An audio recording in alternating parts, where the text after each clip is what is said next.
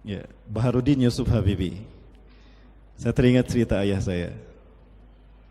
Ya, ayah saya bercerita tentang Pak B.J. Habibie di detik-detik terakhir kehidupan ayahnya. Ketika Pak Soeharto berkunjung ke rumah ayah Pak B.J. Habibie, ayahanda Pak B.J. Habibie ini bilang, Pak Presiden, aku tidak punya harta untuk bersedekah berwakaf demi negeri ini. Negeri ini butuh orang-orang cerdas, orang-orang pintar. Butuh dorongan dari siapapun untuk membangunnya. Tapi aku tidak bisa berkontribusi lebih daripada yang saya mampu, apalagi dari segi harta. Tapi aku punya Habibie nih, dia aset buat bangsa kita. Aku wakafkan dia untuk bangsa ini. Nah, itu yang disampaikan oleh ayahnya Pak B.J. Habibie. Pak Presiden Soeharto mengatakan, ya ini sudah lebih dari cukup. Dia akan saya posisikan di tempat yang benar sehingga dia mampu berkontribusi untuk membangun bangsa ini. Betul kan? Amanah itu dijalankan. Nah, maka memang benar Pak B.J. Habibie ini luar biasa secara sains dan teknologi. Beliau paling cerdas ya. Ada satu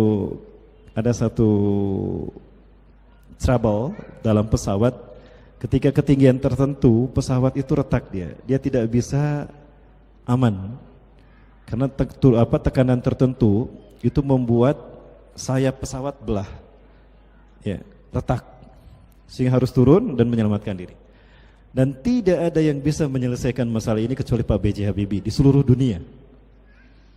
Maka beliau dijuluki Mr. Crack, Mr. Retak.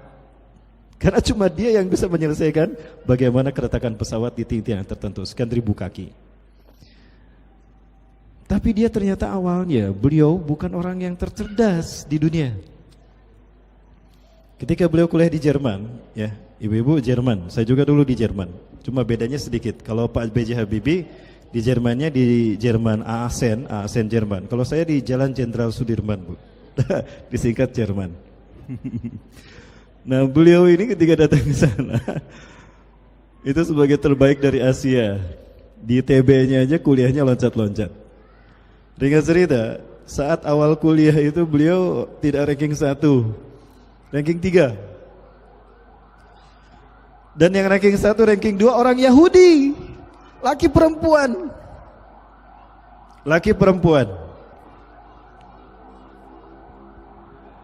Nah, penasaran kok mereka kenapa nggak bisa aku kalahkan?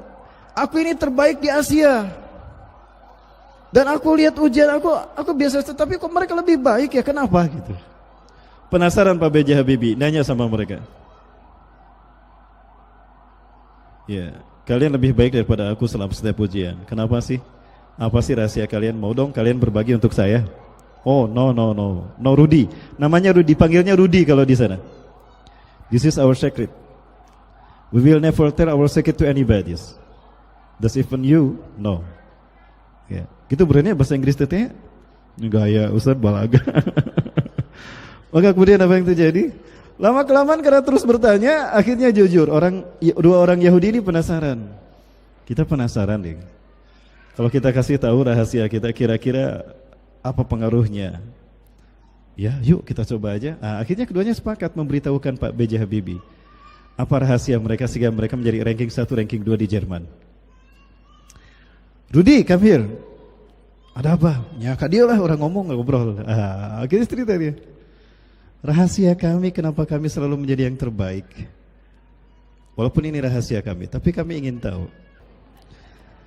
Rahasia kami adalah kami bangun di sepertiga malam terakhir. Sepertiga malam terakhir kami bangun. Lalu kami mandi. Kami segarkan diri kami. Kami bersihkan diri kami. Kami pakai pakaian yang bersih. Di saat itulah kami membaca Quran. Hah? Kalian membaca Quran? Ya, jujur? Betul kalian membaca Quran? Yes. We read Quran. Your holy book. Kitab suci kamu. Emang kalian bisa baca Quran? Oh bisa, mau dengerin? Sini. Mau surat apa? Mau surat apa? Emang kalian hafal? Oh hafal. Surat apa katanya Bu? Al-Qiyamah, sok baca surat Al-Qiyamah. Ini pesan dari URB. uqsimu biyaumil qiyamah wa la uqsimu bin nafsil lawwamah. Dibacain itu Pak B.J. Habibie Allahok. Oh, apa Allahok bahasa Jermannya, Bu? Hah? Kalian lancar baca Quran? Malu beliau. Orang Yahudi pintar baca Quran, Bu. Di SMA saya punya teman, Bu, namanya Marda.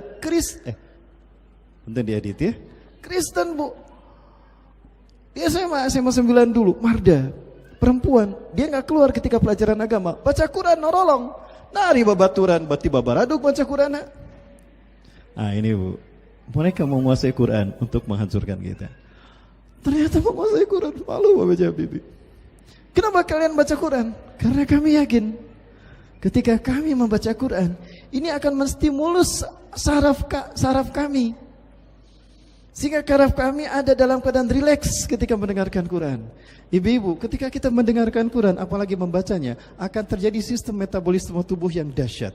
Hal itu terjadi optimalisasi sistem imun dalam tubuh kita dan optimalisasi kerja syaraf otak.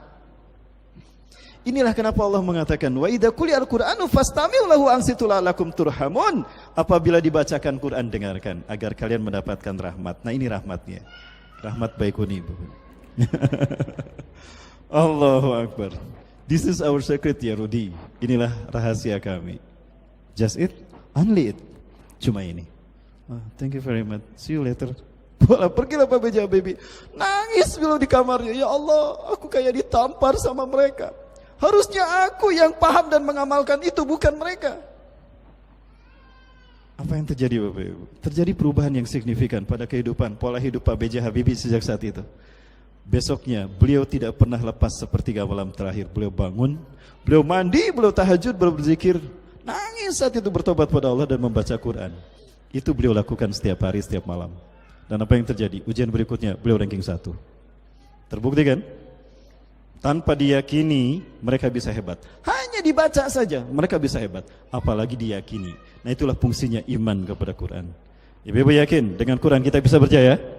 Yakin kita bisa menguasai dunia dengan Quran ini? Yakin? Saya tagih keyakinannya ya. Loh, kan bukan hanya ngaji, Bu.